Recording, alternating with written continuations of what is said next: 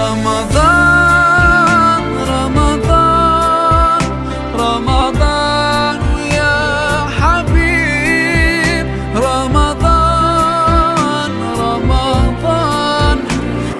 Bismillahirrahmanirrahim. Assalamualaikum warahmatullahi wabarakatuh. Alhamdulillahilladzi hadana lihadza wa ma kunna linahtadiya laula an hadanallah. Asyhadu an la ilaha illallah wahdahu la syarikalah wa asyhadu anna sayyidana wa nabiyyana Muhammadan abduhu wa rasuluhu alladzi la nabiyya wa la rasula ba'da. Amma ba'du. Hadirin sahabat Ahsanul Qurun, a'azzani wa iyyakumullah.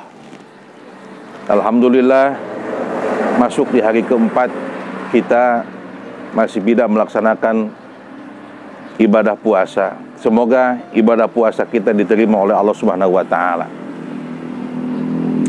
Dengan puasa kita dididik dengan dua buah jihad. Yang pertama adalah jihadun bin nahar, jihad di siang hari, yaitu dengan melaksanakan puasa. Yang kedua jihadun bil lail, jihad di malam hari, yaitu dengan melaksanakan qiyamul lail. Masih tema pendidikan, pentingnya pendidikan keluarga. Dalam sebuah doa yang sering dibacakan oleh kita, bahkan mayoritas umat Islam membacanya, Rabbana hablana, Rabbana atina fid dunya hasanah wa fil akhirati hasanah wa qina adzabannar.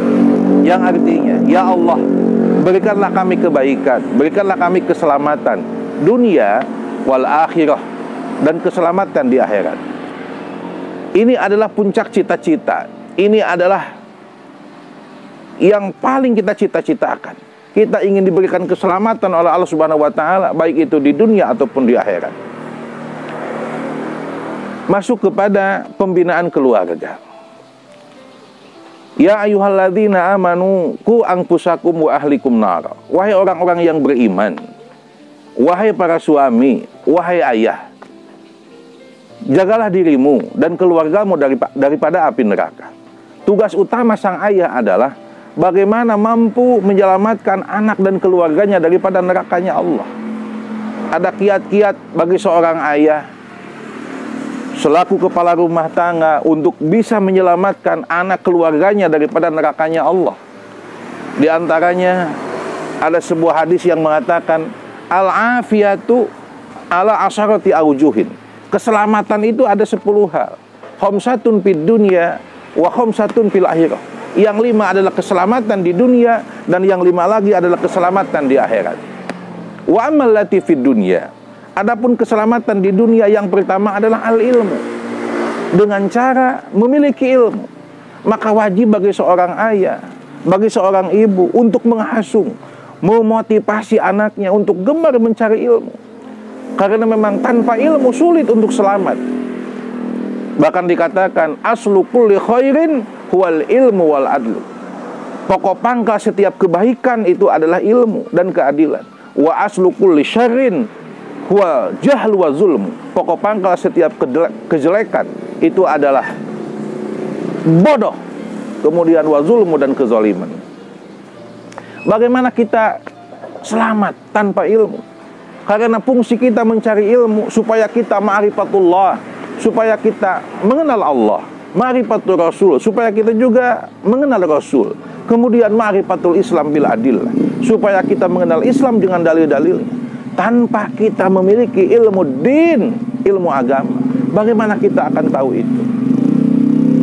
Apalagi sekarang di zaman yang penuh dengan fitnah, penuh dengan cobaan. Ilmu adalah sebuah keniscayaan. Wahai para ayah, wahai para orang tua, memiliki ilmu agama adalah sebuah keniscayaan hari ini. Karena kita hidup di zaman fitnah. Ketika dikatakan bahwa fitnah itu terbagi dua, yang pertama adalah ada fitnah syubhat, seperti fitnah harta, fitnah wanita, kemudian juga fitnah syahwat, kemaksiatan. Fitnah yang seperti ini masih bisa kelihatan dengan kasat mata. Tetapi ada fitnah yang lebih sulit untuk dibantah, yaitu fitnah syubhat. Artinya keliru dalam memahami kebenaran. Banyak orang yang menganggap kesalahan menjadi benar, kemudian juga benar malah disalahkan. Ini adalah zaman fitnah. Maka Banyak orang yang menganggap ini adalah jalan surga, tapi tanpa ilmu.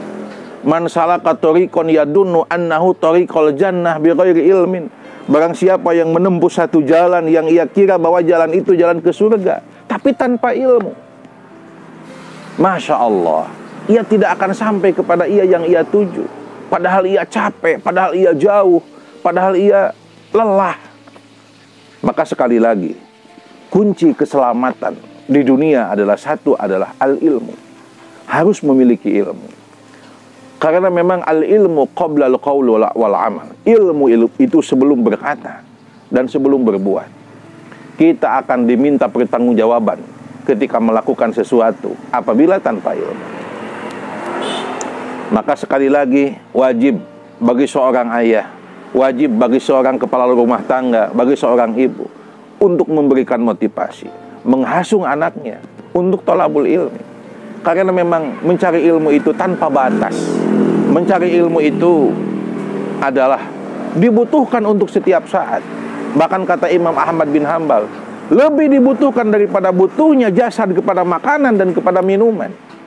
Bahkan butuhnya manusia kepada ilmu bi'ada di anpasih, dalam setiap hembusan napas yang ia keluarkan. Karena memang hakikat manusia itu adalah hatinya. Bila jasad tidak makan, tidak minum, bisa jadi jasad itu akan mati.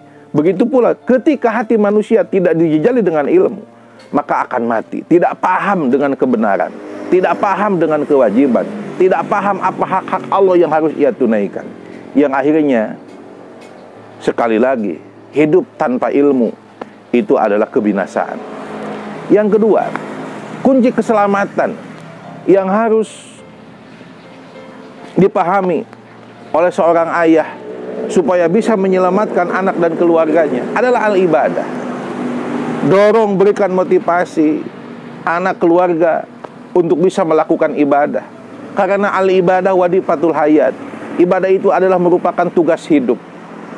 Ingat, wahai para orang tua, setiap orang yang tidak bisa melaksanakan tugasnya itu dikatakan gagal dalam profesinya masing-masing. Dokter tidak bisa mengobati pasiennya dengan baik, gagal. Kemudian para petani tidak bisa menanam tanaman dengan baik, gagal. Kemudian guru tidak bisa mengajar anaknya dengan baik, gagal. Kita pun sebagai manusia, ingat tugas kita itu adalah ibadah. Jika kita hidup tanpa ibadah, maka secara totalitas seluruh kehidupan kita adalah gagal di mata Allah Subhanahu wa Ta'ala. Bagaimana akan selamat ketika orang hidup itu tidak mau beribadah kepada Allah Subhanahu wa Ta'ala? Kita jangan menjadi bangkai-bangkai yang hidup. Al-mayyit, orang yang mati itu bukan orang yang keluar ruhnya daripada jasadnya, tetapi orang yang mati itu, kata para sahabat, adalah orang yang tidak tahu hak Allah apa yang harus ia tunaikan. Artinya orang yang tidak bisa beribadah itu hakikatnya sudah menjadi bangkai, tetapi ia masih hidup di dunia. Itu yang kedua. Yang ketiga, kunci keselamatan supaya bisa menyelamatkan anak dan keluarga, yang ketiga adalah rizqun minal halal, yaitu adalah mencari rezeki dari hal yang halal. Hati-hati wahai para ayah, hati-hati wahai kepala rumah tangga. Anda jangan zalim kepada keluarga, kepada anak, kepada istri dengan cara memberi nafkah, tapi bukan dengan cara yang halal. Ini akan diminta pertanggungjawaban di hadapan Allah Subhanahu wa Ta'ala. Bagaimana tidak? Yang namanya rezeki yang halal, makanan itu adalah sumber energi. Ketika energinya dihasilkan dari hal-hal yang haram, maka bagaimana akan menjadikan diri kita itu baik? Man akalal halal kharajal halal, wa man akalal haram kharajal haram. Dikatakan barang siapa yang memakan barang halal, maka akan keluar perilaku halal. Sebaliknya barang siapa yang memakan barang yang haram, maka akan keluar perilaku haram. Apalagi di zaman kali ini, zaman yang penuh dengan syubhat, zaman yang penuh dengan hal-hal yang riba. Hati-hati. Karena memang kullu lahmin nabata minal haram pannaru aula biha. Setiap daging yang tumbuh dari barang yang haram, maka itu api neraka yang paling berhak untuk melahapnya. Maka sekali lagi bagi seorang ayah untuk menyelamatkan keluarga yang ketiga, berilah makan anak dan keluarga, tapi dari rezeki yang halal. Sedikit tapi halal, insya Allah diberkahi oleh Allah Subhanahu wa Ta'ala. Banyak tapi dari hal yang haram, yang riba. Masya Allah, na'udzubillah. Dengan maraknya riba hari ini, bahkan dijadikan pelampiasan oleh kebanyakan orang. Meminjam uang, kemudian kasab ke sana ke sini, tapi dengan cara yang riba. Itu akan menjadi malapetaka nanti di akhirat. Karena apabila orang tidak perang dengan riba, maka hakikatnya ia adalah mengajak perang kepada Allah Subhanahu wa Ta'ala.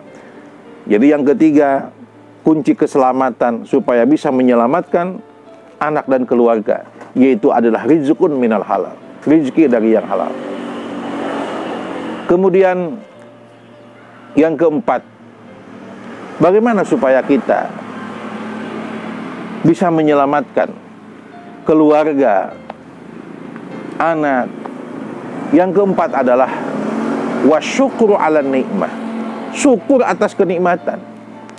Ingat, syukur itu adalah merupakan jalan bagi seorang mukmin untuk memelihara supaya nikmat itu tidak hilang dari kita.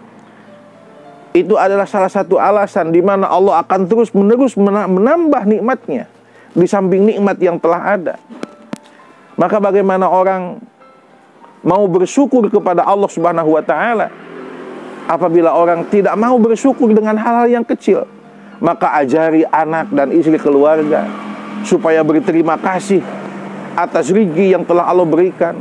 Bagaimana anak diajari supaya berterima kasih kepada orang tuanya, berterima kasih kepada ibunya. Banyak hari ini anak yang tidak tahu terima kasih, yang akhirnya anak itu tidak tahu jalan kebenaran, tidak tahu akhlak, tidak tahu etika, tidak mau berterima kasih kepada orang tuanya akibat tidak diajari oleh ayahnya untuk melakukan syukur. Ajari bagaimana syukur kepada orang tua, syukur kepada guru, syukur kepada teman, syukur kepada lingkungan. Karena memang man lam yashkurin nas, lam yashkurillah. Orang yang tidak bisa syukur kepada manusia, maka tidak akan syukur kepada Allah Subhanahu wa Ta'ala. Ingat sekali lagi, syukur adalah merupakan jalan keselamatan bagi setiap orang. Karena ketika orang tidak syukur, berarti orang sedang melakukan kekufuran. Walain kafartum inna azabi lasyadid. Kemudian yang terakhir, wasabru ala siddah, sabar atas segala penderitaan yang menimpa. Orang itu harus lebih siap menderita daripada siap dengan kenikmatan. Ketika orang sudah siap dengan kenikmatan, orang hanya siap dengan kenikmatan, orang itu tidak akan siap apabila ia menghadapi penderitaan. Ketika orang telah siap menghadapi penderitaan, maka ketika ia menghadapi kenikmatan, insya Allah akan siap. Bagaimana hari ini ketika memang anak, istri, keluarga tidak diajarkan oleh ayahnya untuk sabar menghadapi berbagai macam ujian, penderitaan. Ini bisa jadi yang akan mencelakakan dirinya, akan menjerumuskan dirinya kepada kebinasaan, kepada kecelakaan. Banyak orang yang tidak sabar atas penderitaan, atas musibah, kemudian atas cobaan. Banyak orang yang frustasi, akibatnya lari daripada Allah, lari daripada kebenaran. Bahkan ada orang yang frustasi dengan dicoba berbagai macam cobaan, karena memang yang namanya cobaan itu adalah merupakan ujian kehidupan. Walanabluwannakum bisyai minal khawf wal ju' wa naqsi minal amwali wal anfus wa thamarat. Orang diuji dengan ekonomi, diuji dengan kekurangan rezeki. Banyak orang yang menjual agamanya. Akibat apa? Akibat tidak sabar menghadapi penderitaan. Hadirin sahabat Ahsanul Qurun rahimakumullah. Jadi di pertemuan kali ini tema bahwa bagaimana kiat-kiat bagi seorang ayah supaya bisa menyelamatkan anak dan keluarganya daripada nerakanya Allah, bisa menyelamatkan anak bahkan selamat di dunia yang berujung nanti akan selamat di akhirat. Satu, bekali anak dan keluarga dengan ilmu. Yang kedua, bimbing anak dan keluarga untuk taat beribadah kepada Allah Subhanahu wa Ta'ala, karena ibadah adalah merupakan tugas hidup. Yang ketiga, ajari supaya bisa syukur atas segala nikmat yang Allah berikan. Kemudian yang keempat, ajari supaya anak dan keluarga itu adalah tahan banting, siap untuk menerima cobaan dan penderitaan. Karena memang azaban li amril mu'min, tidak ada Jeleknya bagi seorang mukmin, bila Allah memberikan kenikmatan, ia bersyukur, itu lebih baik baginya. Sebaliknya, jika Allah menimpakan kemazaratan, ujian dan cobaan, ia mampu bersabar, maka itu adalah lebih baik baginya. Itu yang bisa saya sampaikan, mudah-mudahan ada manfaatnya, dan semoga sekali lagi keluarga kita diberkahi oleh Allah Subhanahu wa taala. Hadanallahu wa yakum ajmain. Wassalamualaikum warahmatullahi wabarakatuh.